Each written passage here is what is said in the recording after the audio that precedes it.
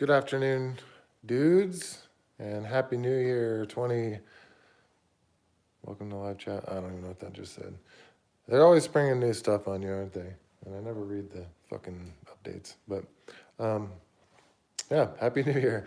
And welcome to 2020 with Barbara Walters. No, with your Uncle Archman. Sorry about the arm there.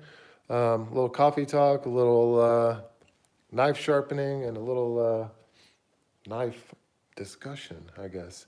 What kind of sprung this video was I'm a member of the Survive Knives group on Facebook, and two 4.7s came up for sale. One of them still is for sale, I think, if anybody's interested in this knife. 250 bucks, which I think is a screaming deal. I mean, all things considered, obviously, but yeah, there is a 4.7 still for sale. Somebody sold one, and then somebody in the comments was like, hey, I'll match the price for mine too if anybody's interested. I think both of them are totally unused. But yeah, I'm not 100% sure if I have done a video on the 4.7 here, but this is a fantastic knife. I've had this knife for, I really don't know, to be honest, a year or two, something like that. This is my current go-to, just like kind of camp knife. It's a little large to be carrying around. Otherwise, I live in Colorado. It's perfectly legal. You can carry a samurai sword around as long as it's out in the open, on your belt, on your pack, something like that. But being a residential carpenter, it's not like I'm going to show up to somebody's house with a not small knife strapped to my belt. I actually did a call the other day to a like a 75-year-old lady with my Carruthers EDC on my belt, and she obviously didn't bat an eye. I mean, we're in a fairly rural area, but there's a lot of hoity-toityness, going on. Anyway, yeah, I just kind of wanted to kind of go over the knife, chit chat about New Year, maybe fucking something like that. This knife is, I'll just kind of talk about.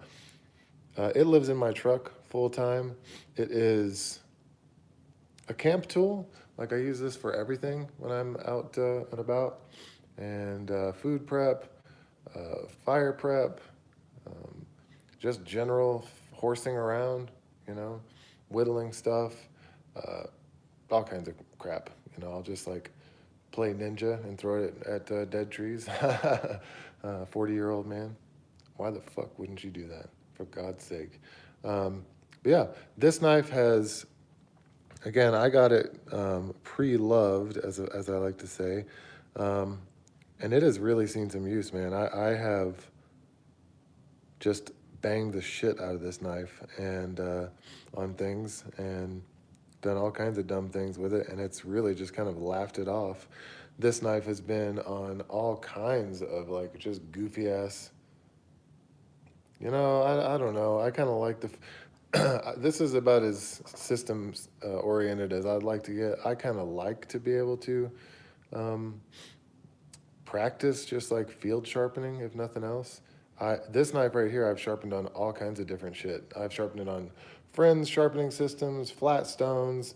I've kind of honed it on like like a railroad tie essentially, while I'm out camping. And like it's crazy. Like, it still has a really like not so broad um, bevel on it there and everything. And I'm not like, it's not like I'm trying to do that. See, the knife I have in my pocket today, goes through similar circumstances. This is a knife that I'm not afraid to thump on, and you can see I've slipped more, and what's S35VN, which is my favorite steel, but it apparently is just, obviously gets a little more scuffed up, and like I said, this knife here too, I just kind of sharpen on flat stones, sharpen on a coffee cup or whatever. It's seen a little bit more use because it's more of like an EDC, obviously, than this. So it's a relatively unfair comparison.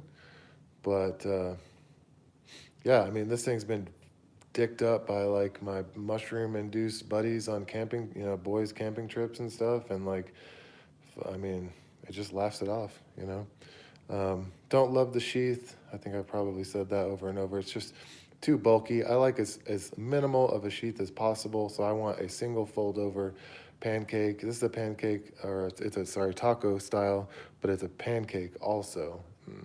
It's like, I could go without that. So, as far as like using the Sharpmaker goes, I will just kind of go over that a little bit. Two, I have my Sharpmaker set up with the diamond rods, and really, I don't even use the ultra fine. I'm not like a knife snob or a sharpening snob or anything like that. I'm not trying to whittle hairs. I don't give a fuck. Like, I just need the thing to perform, and be relatively stress free. Like I don't want to be, wearing myself out or my hands out because I have a dull knife. So that's kind of my criteria. And the finest I get is honing with these brownstones. I've had this Sharpmaker since 2002, I'd say, maybe 2003. So a long time. And I have replaced the brownstones. These things, they wear out over time. They'll kind of chip up a little bit. We get microchips in them. I don't even use the corners anymore. I used to use the corners all the time, but I just they really, in my opinion, can't really handle. The last stones I had, they really kind of got fucked up and dinged up, and it was just kind of shitting on my blade for sure. So I only use the flats on the diamonds too. I don't use the corners at all. I personally don't consider that part of these stones usable, even though they're marketed as like, a coarser version of the flat on the same stone, if that makes sense, because it's, sharper. So, but it wears away, unevenly.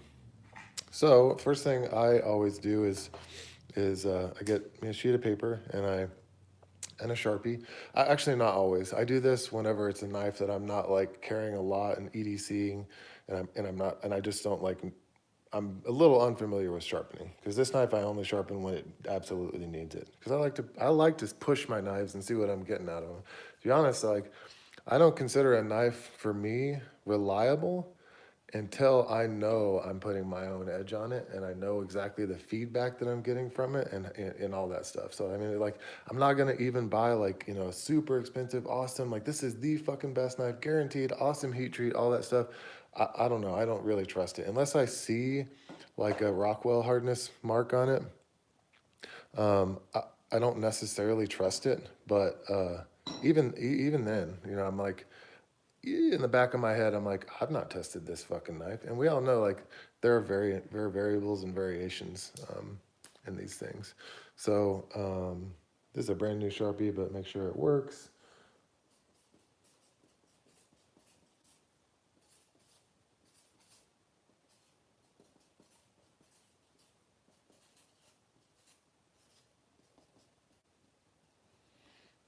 The Sharpie works. So first thing I'm going to do, and a lot of you guys are going to know this, but some of you guys are not going to know this since I put the word Sharpmaker, Spyderco Sharpmaker in the title.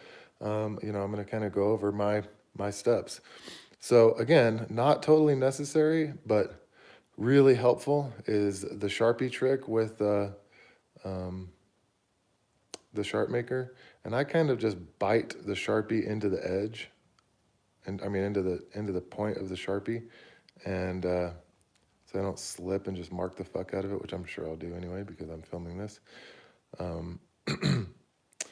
But Sharpie's pretty permanent, and it's not super fun to just like slip and mark the shit out of your edge, but it's not the end of the world. Obviously, this is not a showpiece. Oh, look, see, I knew I was going to do it. So that's actually not easy to get off. Surprise, surprise, permanent marker is permanent-ish.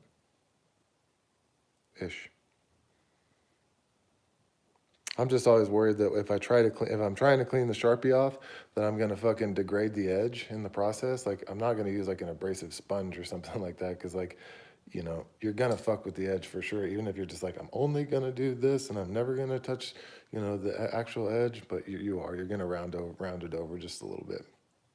for sure.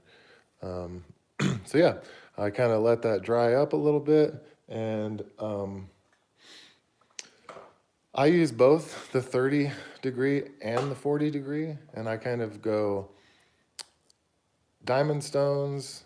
I am definitely not trying to hit the edge with the 30 at all. I'm just trying to make the knife slightly more efficient and slightly easier to maintain by knocking the bevel back a little bit. And I just go just a little bit. So like it's going to be like 50 strokes on each side, tops on the diamonds, and then, 25, 30 strokes on the flats, or sorry, on the on the brownstones. So I'm just gonna go ahead and hit this real quick.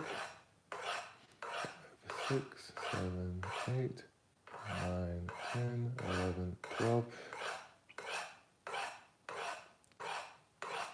19, 20. So this is how I do it. I do not go back and forth because I feel like I can hold my angle better if I go like 20, 20, 20, 20, rather than like 1, 1, 1, 1. Towards the end of the sharpening, like I might go 5, 5, 5, 5. But that's kind of how I like to do it. And then you look at the Sharpie after you hit that one side, and you see where exactly you're hitting. And I'm hitting exactly where I would expect. Not obviously quite as high up as I got Sharpie on the primary grind, but definitely also not hitting the apex of the edge either. So that's good. That's what I want to see with that. So I will go ahead and hit the other side. One thing that's really important, it is, so I'll square it up for you, is really you kind of want to, your hand is not only moving the edge down, but you kind of want to move out as you kind of go down. Or, you might want to actually kind of come at it a little bit this way if you're looking for like efficiency. So that's pretty important. If you're just kind of like going like this, you're kind of just taking it back a little bit more, and you're thinning it out, I guess is what I should say. So it just kind of depends on what you want to do. But for people who are like, I just can't get this part of the blade sharp, it's like, well, that's what's happening typically. Or a lot of times, like Chris Reeve knives, is the angle changes. Strider knives, the angle changes. I guess to make it a little more durable out towards the end, or the system they're using to do their knives in the factory is not actually maintaining an angle, because really to maintain an angle, it has to be your angle of sharpening has to follow exactly what's going on. Hey, Happy New Year! All right, so let's see. All right, so I did 5 strokes. I'm gonna go ahead and do 15 more.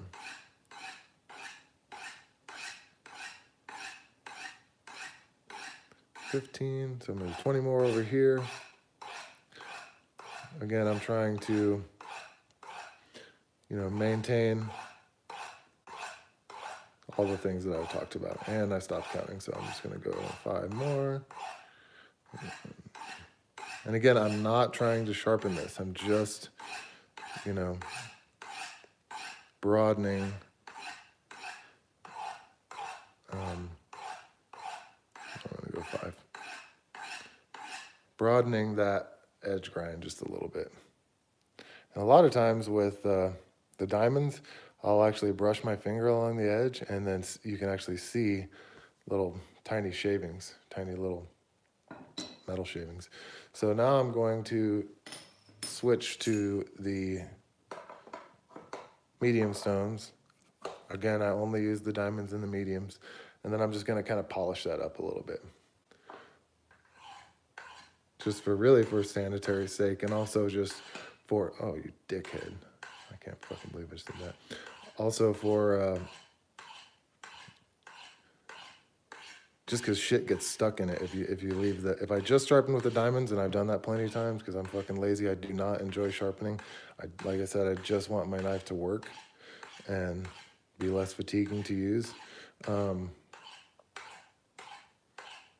But yeah, just doing the diamonds is, it's okay, but a lot of shit gets jammed up in those coarse striations that are left on the edge grind. So now I'm just gonna kind of go fucking bananas with it, because again, I'm not trying to hit the edge here. So being super consistent is not that important. Again, this is not a showpiece. You know, this is a tool. Not to say that I'm 100% sure that at no point will this knife ever leave my hands. At no point am I gonna, I could find something that I like better. My thing is, though, I don't have endless amounts of money. So like I used to have for my camp knives, I used to have a awesome Daniel Fairley, like big ass camp knife with a 9-inch blade. And then I had another one of his smaller knives and all this kind of stuff. And just for camp, and like, those are, each one of those is as expensive as this. So I just kind of wanted to go for like a great camp knife. And that was kind of my goal with getting this. And I really like it. As far as like kind of gripes that I could have, I'm just gonna hit it a little bit more. It's all the trade-offs are worth it with this knife for me, because it's like I want this to be, like I said, kind of a do-all knife.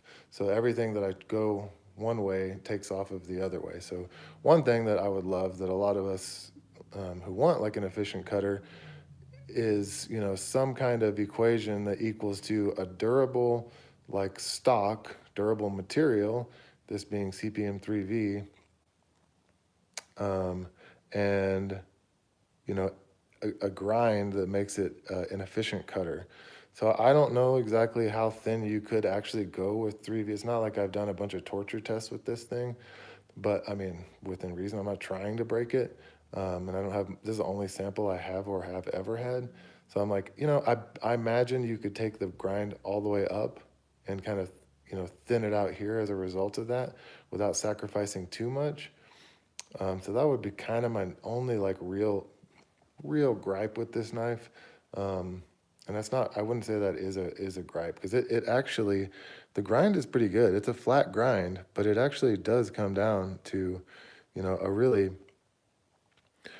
surprisingly usable like edge and tip. And it's, of course, like most knives, this is not a good representation of it, because it actually is thicker at the tip. But you can see here, compared to a standard issue XM18 slicer, if I can get this fucking thing to focus, it's pretty thick. You bastard. There we go. But not crazy. I mean, it actually, it's very usable. So yeah, again, like I want this knife to be reliable and to be like, as far as I understand, the materials and the sacrifices, to be something that I'm not like doubting. Not that that's rational, just that I want to not be shopping for something else, and this does do that for me. Like I said, I've had this knife for at least a year and maybe 2 years, probably I would say 2 years. But fuck, I really don't know. I also don't even remember if I've done a review on this or not, or an overview on it or not. But yeah, I don't feel like I need a comparable knife. Like I don't feel like I need anything at all comparable, like an inch bigger, an inch smaller. I wish I could EDC this without any kind of concerns with like authorities or whatever. It's like no, none of that. Like that's not what I want out of this knife. And like I said, it's performed really well. One of the good things, I guess, that the grind and the overall thickness of it does do is it's a nice wedge shape for breaking down wood. I'm not a huge fan of like batoning, unless it's like you have a bunch of short 2x4s that you want to make kindling out of, because I don't think batoning is like a very realistic way of like judging a knife. Like really I mean, it's just not the way you it's not practical to like assume that you're gonna have like a nice cross-sectioned log out in the wilderness to work with.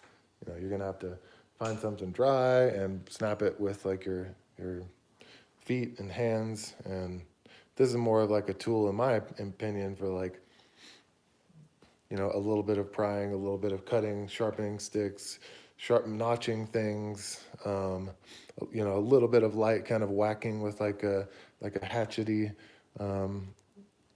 type of motion to dig into something, to begin a notch, or just however that works. Maybe a little bit of like some type of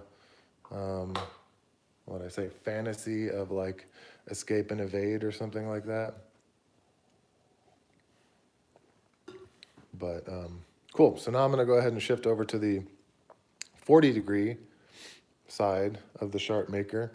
Just kind of give you guys a look at what that did for us. Just probably me being sloppy with, my steadiness in my wrist or whatever. You can see a couple of those swipes on those diamonds actually did near hitting the edge, but that's okay. It just kind of means that it's, going to be a little bit easier to touch up and sharpen here on the, oh, you know what? Fuck, man. I never cut this piece of paper as a preliminary. Of course, I almost just shattered and it's actually not that dull.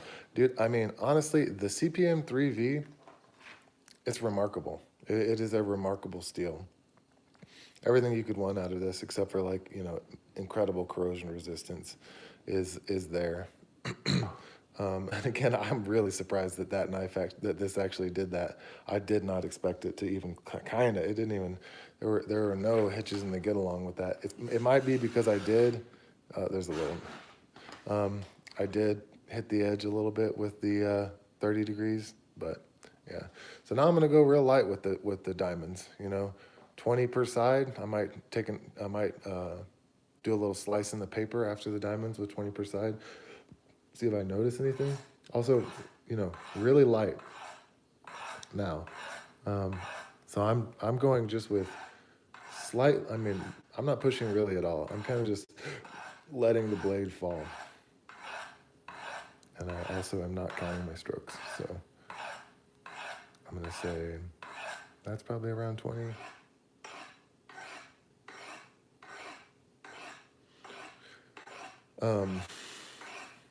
I don't actually really count my strokes unless I'm really using the Sharpmaker. I kind of just feel for a burr. If I'm just like sharpening on something else, flat stone or like I said, the bottom of a ceramic. So you can see now, much more prominent with the metal shavings because, it's hitting the edge, and it's just like, it's a smaller surface area with the same, amount of grit. So it's wearing away faster. It's like if you start cutting a pipe with a saw, it's really hard, takes a long time. Really, it's like nothing's happening. And once you break the surface of that wide, you're cutting through a real wide area, all of a sudden it's, whoa, you're making all kinds of progress with it. So probably a shitty analogy, but good enough. It's just, yeah, you're gonna see. And I've not fucking counted it all. You know what? I think I actually did 10 over here. Now for grins, I'm just going 1, 2, 3, 1, 2, 3. In a perfect world, you don't really have to raise a burr, but because raising a burr is just like a sign of like 100%, 100% you're hitting the apex, guaranteed. But it could be considered like a waste of material.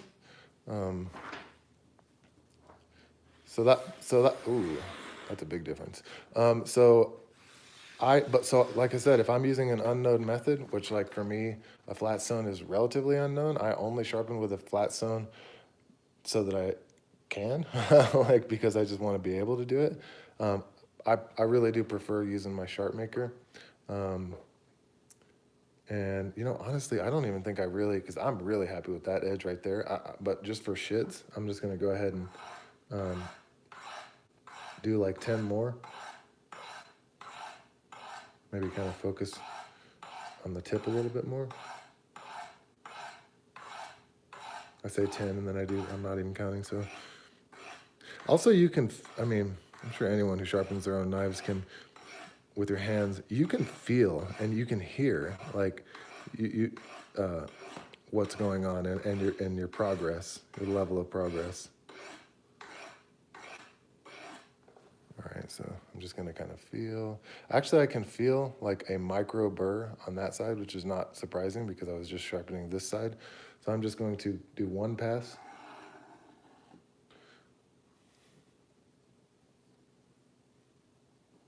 And yeah, like I said, I've sharpened this knife a bunch, and if you don't know, whoever might be watching this, knives become easier to sharpen as you put your edge on it because you're changing that bevel to what you do, and rather than beveling the knife, doing a complete like regrind as you would be achieving the first few times or working towards the first few times that you sharpen the knife. So, okay, now I am going to go back to the medium stones. And you know, in the past, I have gotten impatient, and upon like switching to the medium stones, uh, I'm like, all right, it's fucking good with the diamonds, and just polishing the fucking shit with the medium stones. But you can, if you're not careful, you can undo everything you just did with those diamonds and screw up the edge. So even though I don't really, I consider this just kind of refining the actual sides of the grind and not necessarily refining the apex of the edge. It is, you got to treat it like it's doing both. So because it is. So that's pretty important, just in case anyone was thinking about that or wondering. Let's see, what else would I say about this Survive knife? You know, all things considered, even though these are sexy looking knives in my opinion, I don't the kind of modern meets traditional, but definitely like leaning towards modern look aesthetically of these is one of my absolute favorite designs. Um, Special nod to me would go to especially the production versions of the Fiddleback Forge knives. I like that modern look. I like to see either just like straight up like nuts and bolts fasteners or like flared tubes kind of thing. Is that I like those two fasteners on knives, and I don't really like anything else. Of course, like there's the Spyderco Waterway, which has some kind of mysterious, tongue and groove shit going on in there, where it actually like is more pretty kind of integral, is the outcome. That would be really good. And then Carruthers, however you pronounce their name. Let's get out towards the tip and see how we're doing.